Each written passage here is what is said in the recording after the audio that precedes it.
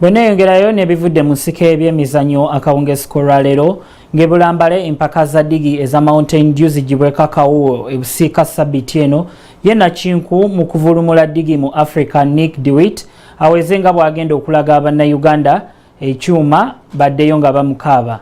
Bino bibadde mu kwegezaamu ebusiika.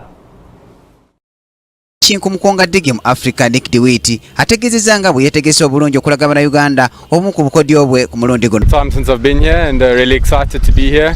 Yeah, got a whole bunch of new tricks for the spectators on Sunday.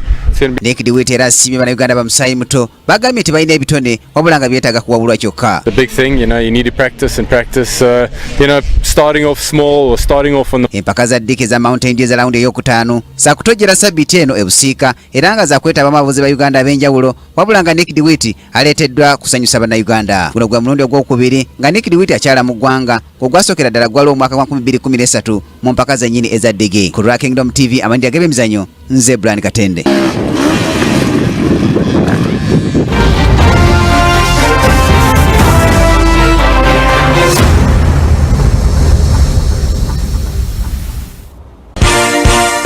This is Kingdom TV.